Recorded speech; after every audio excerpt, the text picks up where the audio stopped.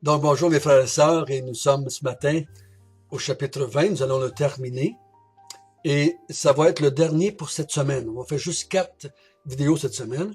On va garder le reste pour l'autre semaine. La semaine prochaine, il devrait en avoir aussi 4, et on va avoir terminé le livre de l'Apocalypse. Prions ensemble. Notre Père du ciel,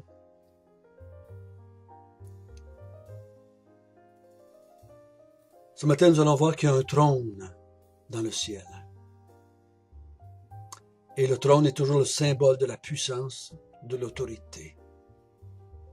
Et celui qui est assis sur le trône, c'est notre Dieu. Et c'est seulement lui, qui a le droit de juger les vivants et les morts. Nous te demandons, Seigneur, que tu nous donnes la grâce de ne jamais douter que tes jugements sont toujours justes et véritables. Même les jugements partiels qui ont lieu maintenant pendant notre vie, qu'on ne remette pas en question notre Dieu, ta justice, le bien fondé, la sagesse de tout ce que tu permets dans nos vies et dans la vie de ceux qui nous entourent. C'est toi seul, le juste juge. Donne-nous de bien comprendre ce qui se passe dans ce texte ce matin. Au nom de Jésus. Amen.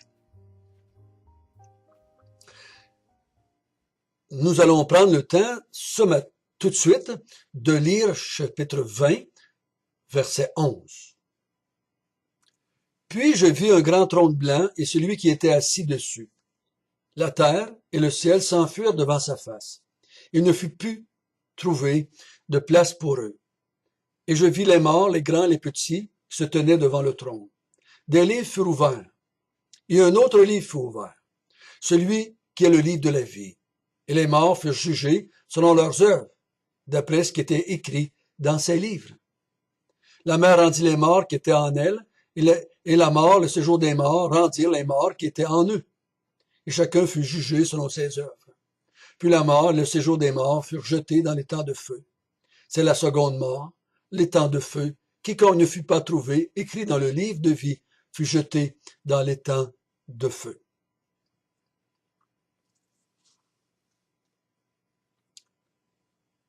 Jean voit un trône, et dans l'Apocalypse, le mot trône revient, si je ne me trompe pas, entre 40 et 50 fois. Le trône est toujours un signe de puissance et d'autorité. Et le ciel est souvent dépeint comme ayant des trônes. On a vu au chapitre 4, un grand trône sur lequel Dieu était assis. Au chapitre 5, l'agneau immolé était sur un trône. Et Dieu est sur un trône, toujours sur un trône. Et quand on lit l'Ancien Testament, c'est marqué, lors du déluge, Dieu était assis sur son trône. Donc Dieu contrôlait, Dieu n'avait pas perdu les pédales, Dieu contrôlait ce qui se passait. Et le trône est un signe d'autorité et aussi un signe de jugement. Dans l'Ancien Testament, on emmenait les hommes et les femmes devant les trônes des rois pour qu'ils jugent. Vous vous souvenez, Salomon, on y avait emmené les 2 femmes avec leur bébé devant le trône de Salomon afin qu'ils jugent. Le trône était un signe où était assis le juge. Et Jésus nous avait parlé dans Matthieu 25 du grand trône où il y avait un jugement. Et ici, il y a un trône. Un grand trône blanc. Et celui qui était assis dessus. Donc il voit ça. C'est une vision qu'il a. Il est encore sur son île de Patmos. Il y a des visions. Et il est en train d'écrire le livre. Et quand il a vu cela, il s'est aperçu en même temps que le ciel et la terre s'enfuirent loin de sa face. La face de qui? La face de celui qui est assis sur le trône. Donc c'est le jugement dernier et tout ce qui était entaché par le péché, tout ce qui avait été sali par la mort et le péché et la colère de Dieu disparaissent. S'enfuit. Il ne fut plus trouvé de place pour eux. C'est fini cette place-là. C'est pour ça qu'on a vu dans Romains 8 que la terre soupire aussi après la délivrance, parce qu'elle a été maudite par Dieu dès le paradis, à cause du péché des hommes. Donc, au moment de ce grand trône blanc-là, de ce jugement dernier-là,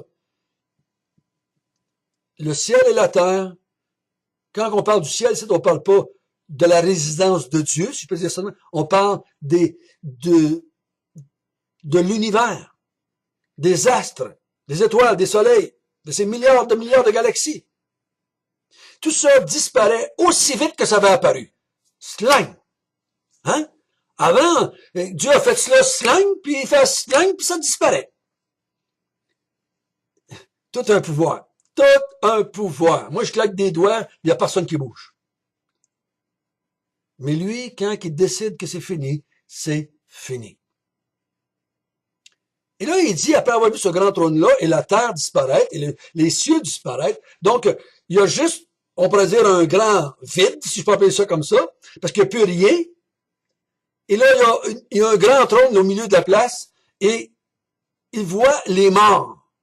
La mer en dit les morts, la mort et le séjour des morts en dit les morts, et qui était en eux, chacun fut jugé selon ses œuvres. Donc, tous ceux qui sont morts reviennent à la vie, petits et grands. Tout le monde vient devant le trône. Et des livres furent ouverts.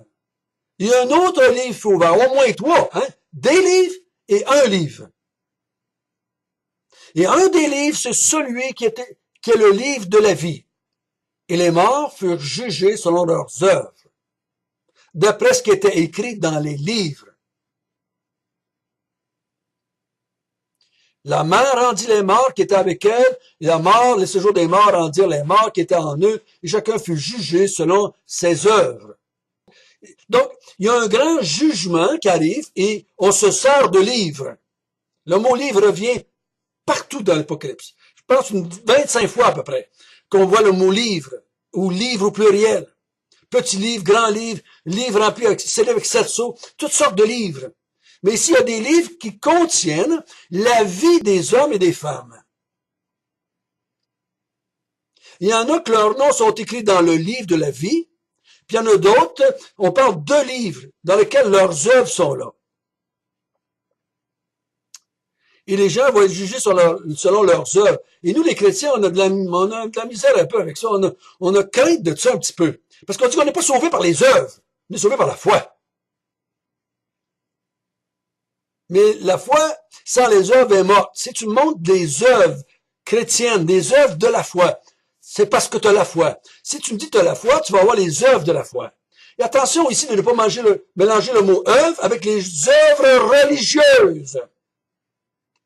C'est les œuvres de la foi, les œuvres spirituelles de la foi, les œuvres de celui qui croit, des œuvres de celui qui s'est repenti. Donc, chacun va être jugé selon ses œuvres.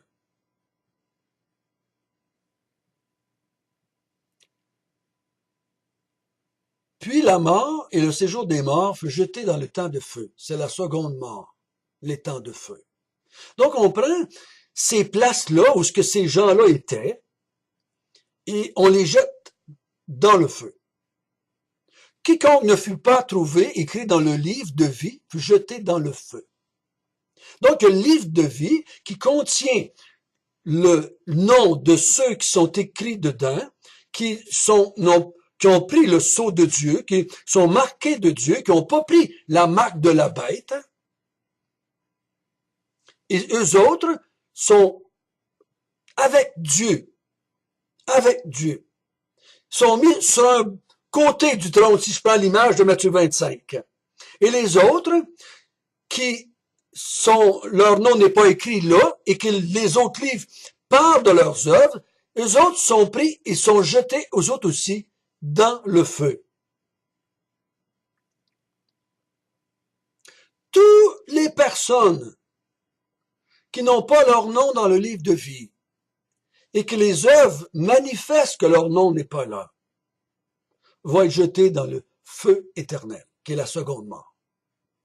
On avait vu hier que ceux qui étaient avec Christ, après la première résurrection, que la seconde mort n'avait pas de pouvoir sur eux, parce que leur nom était écrit dans le livre de la vie. Donc, à ce grand trône blanc-là, tout le monde est là. Dans l'image que j'ai, c'est tout le monde est là. Et ceux qui ont leur nom dans le livre de la vie sont, mettons, du côté droit de Dieu. Et ceux que leur nom n'est pas écrit dans le livre de la vie, les autres livres sont ouverts et les œuvres qui sont marquées dedans démontrent qu'ils ne sont pas de Dieu, qu'ils ont pris la marque, qu'ils n'ont pas repenti, qu'ils n'ont pas la foi, qu'ils n'ont pas loué Dieu pour leur salut, qui ont essayé de se sauver par leur propre mérite, qui ont été des idolâtres. Eux autres sont jetés dans le temps de feu et de souffle, là où ce que le faux prophète est, là où ce que la première bête est, là où ce que le diable est. Et c'est pour toujours et à jamais. Le grand jugement dernier. Le grand jugement dernier. À quelques reprises, mes frères et sœurs, le Nouveau Testament nous a parlé de ça. Dans les évangiles, Jésus en parle. Paul en parle dans ses épîtres. Du tribunal de Christ. Paul en parle de ces jugements derniers-là. Pierre en parle. Pierre en parle. Parce qu'il parle de la fin des temps.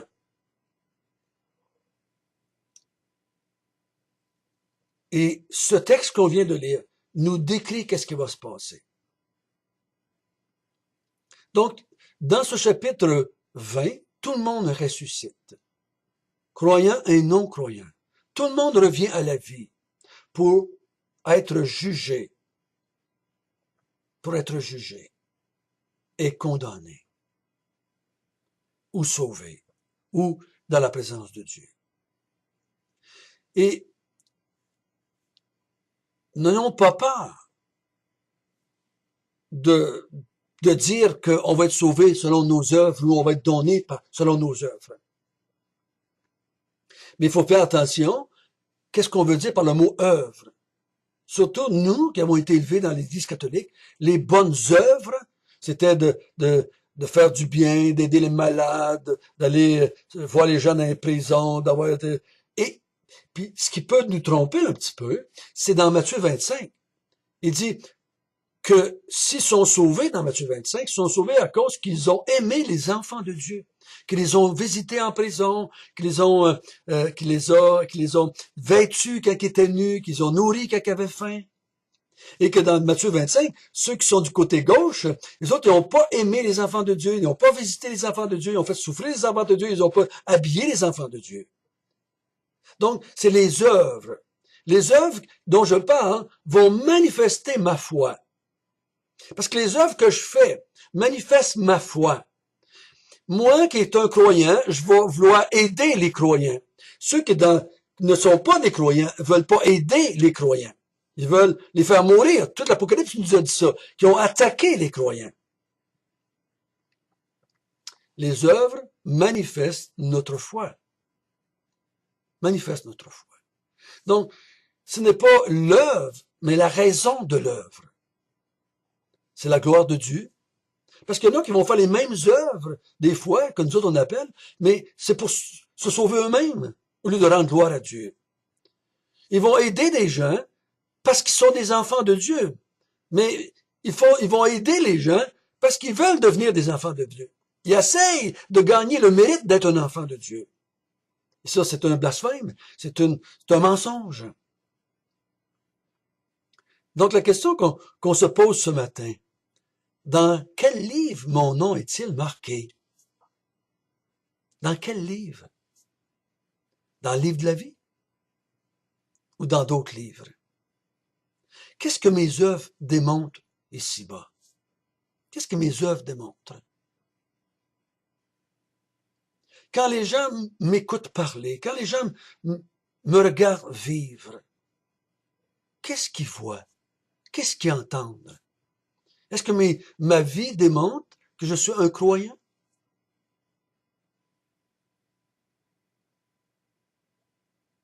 Si les gens qui me regardent devraient dire, mais en tout cas, lui, il pratique aucune religion. Il pourrait dire ça, mais je n'ouvre pas ma bouche. Il laisse ma bouche fermée. Il dit, ben, si je le suis tous les jours de sa vie, 7 jours par semaine, il pratique pas de religion. On ne le voit pas pratiquer une religion. Il pourrait au moins dire ça. Il n'y a pas une statue à quelque part devant laquelle il se met à genoux. Il semble pas avoir de rituel dans sa vie pour plaire à un certain Dieu quelconque. Et si on m'écoute parler, de qui est-ce que je parle? Est-ce que je parle de moi? Ou si je parle de Dieu, de Jésus, de son œuvre? Que la gloire de Dieu puisse être manifestée en nous. Comment? Parce qu'on est des gens qui glorifient, qui louent le Seigneur, dans toutes sortes de petites occasions de la vie, de toutes sortes de façons. Quand on parle de la création, quand on parle de la fin du monde, quand on parle de la vie ici-bas, quand on parle de nos enfants, quand on parle de ce qui est juste, de ce qui est bien,